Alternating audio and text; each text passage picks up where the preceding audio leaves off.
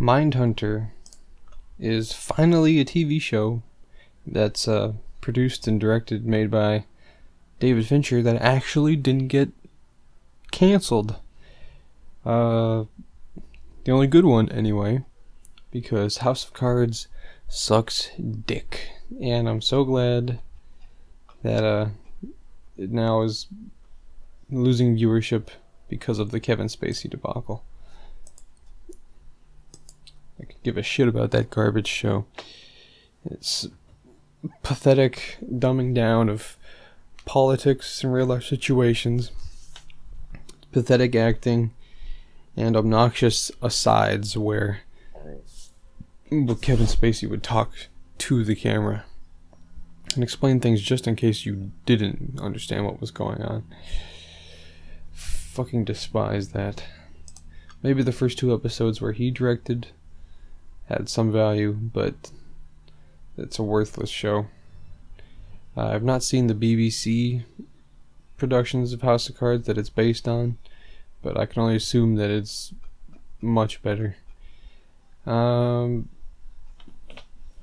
Mindhunter. It's about 2 FBI agents who are in the 70s trying to implement psychology into the rigmarole of the FBI, as opposed to just getting the killer after the crime's already happened, as opposed to working on actual preventing stuff before they happen, like picking up on patterns and why crazy people do what they do, outside of general motive, all that kind of shit. It's based on a book by an actual agent named John Douglas, whose book Mindhunter I will be reading. He has like a whole bunch of books, and the main theme is that he did good shit, and or kind of a recurring theme, I guess, is that he did good shit. The cases where he talks to all the people are extremely interesting and insightful, and then in between he has a big ass ego, which ruins the rest of the book, which is really just the transitional things in between the cases.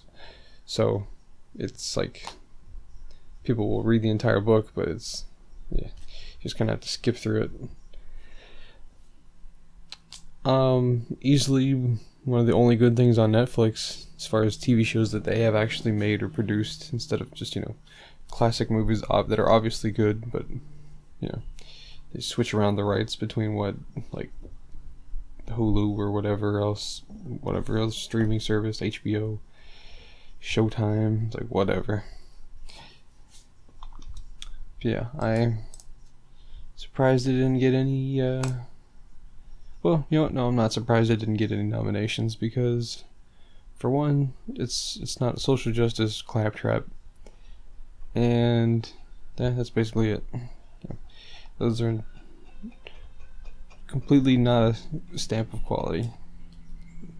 Not that they really ever were, but especially not now. It's not as good as David Fincher's actual directorial output as far as film goes. He only directed 4 episodes of the 10, the first 2 and the last 2.